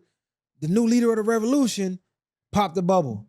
Put the black community back down even further than they were before they got the leader. Because that's what happens is every time a leader gets knocked off, we go back just a little further than we were before we rally behind that leader. 2 steps forward, 3 steps back. Yeah. Exactly. Because I mean, I just respected his mind for the most part and a lot of things that he used to talk about. And it's like, you could tell it started going left when he got the tattoo on his face and shit like that. Then he had disappeared for a moment. Then he came back and he was just different. And everybody was like, what the fuck happened to you? So regardless, it could be whatever it is, but regardless if they did anything to him or not, they got him because they got him to conform. Basically to what you were saying, to putting on the nails and doing everything else. He didn't have no real reason to do that, in my opinion. But that's why it has to be something deeper than that because who minds just go there after because you was already gaining traction, you was being successful, you was having debates, you was doing certain things to the point where you was enlightening people. And if they didn't come holler at you, what other reason did you have? I think they came and hollered at him because if you study the MK Ultra shit, go down that rabbit hole, there is a part of that where they can make you do what you see now. They can turn a straight man to homosexual. That's just literally a part of it, whether it be from actually graping you and busting open that forbidden back door or however they do it, whatever the ritual is, they have access to that. So my thing is for the conscious community or the people trying to be the new leaders, does this deter you? Because the same people that he was saying, hey, are you going to laugh at me and make me a meme when they come and they get me? Or are you going to come save me? Are you going to look and go, man, that's not my boy. He wouldn't do no shit like this. And he warned me. Or you going to just laugh at me? And I see everybody just laughing at the nigga.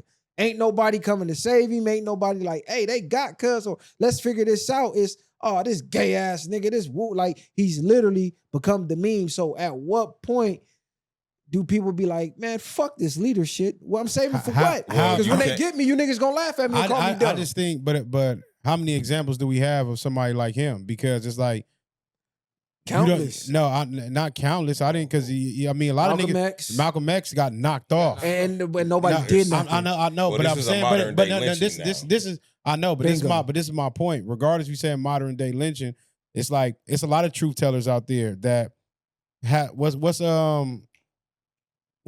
old boy name? Damn, Reza Islam. You got people like him. You know, they come at you in different ways, but we still haven't seen him deter from his masculinity. We still haven't seen it. He's bigger than him. Tony Muhammad as well. Yeah, so it's people. So it's like it's hard to decipher for people because it's like you said, you just 180 or is you just doing content. Now it's different for people to actually know this nigga in real life because it's like go save him how, nigga. Nigga don't even know where the nigga reside at. So other than that, it's like I can't do nothing but distance myself from that. I get your point because that is a great point. If they did come get you, then it's like it's just over. Because if they did MK Ultra your ass, I don't know how to reverse that anyway. Not even just that. I'm just saying that's on a smaller scale. Malcolm X knocked off. We done seen how many of our leaders assassinated on document that them folks did it. This ain't a conspiracy theory. It's documented. Hey, sorry, here goes a holiday. Here goes a street. But niggas do nothing in return. So what is the point of trying to rally up and free the people when the people you're trying to free, they not finna slide for you? Because Go ahead, my bad. Because they're still ignorant and their ignorance stems from fear. The reality of it is knowledge is power. Anybody that's knowledgeable understands that. So when you keep people ignorant to stuff, you have control of them. And those, so the knowledgeable, the ones that tend to want to be out in the open, they're a minority. It's easy to conquer and divide. That's all it is. So it's like the five of us. We're still spitting gang, real stuff. People say it all the time. However, what do people also say? You guys should be bigger than you are. Why? Because we're knowledgeable. It's not that it's not possible, but it's easier to do everything we talking about. Is easier to take the clown route or take the knowledgeable one, do whatever you do to them and put them on the clown route. Whatever it is the case. But that's what's happening right now. If the conspiracy theory is true, well, that's what this is about. He was knowledgeable. He has power. He resonates with people, and we can't wake people up. I was gonna say this. Once you decide you want to go to that leadership role, you gotta do the pros and the cons. Pros, I'm trying to lead the revolution. I'm trying to be the leader. I'm trying to do it all. The con is going to die. Yeah. At an early age. Jesus Christ himself, 33. Pac, 25. Again, what I'm saying is you don't get to live a long, happy ending life, bro, when you become the leader of the revolution. So your life is on the line, and you have to accept that. Just like when anything you do, whether you become president, whether you become there's risk with anything you do. Now, for is it worth being the leader? I do believe so, because at the end of the day, if we don't have any leaders, if we don't have anybody to wake the sheep, at some point, then we're doing ourselves a disservice of going by suppressing our knowledge, because knowledge is useless if we don't pass it along, bro. So again, we're not fulfilling our own purposes by being leaders. Now, I do believe there's different leaders. You said earlier, what's his name? what's the brother Reza name? Islam. Yeah, he's a great leader. I haven't seen him do any type of trickery. Even Mineral what's that? What's the leader of the Muslim guy? Farrakhan? Right? Farrakhan, Louis Farrakhan. Bro, he has no kind of feminine. He preaches black love. He preaches working out. He preaches eating divine, believing God. Like, it's nothing feminine about that man. But he also knows his life is in jeopardy at will. He knows at any moment. That's why he has to move militant. So that's why you got to have those people around you, be around like-minded people who are down for the cause. You may only go have a few friends. It's gonna be a lonely world. But if you accept that role of leadership, that's what's gonna have to come with it, brother. And I don't even think a lot of these people even I just think sometimes when you learn knowledge, sometimes it's how people like learn a new religion. They want other people to know. It's like, man, like you had the blinds open for so long that you want to express these things. And it's crazy because people like to hold on to knowledge, but everything that you learn or get was given from somebody else. Whether you learned it from a book. Imagine these greatest writers that we learned from didn't put that out there.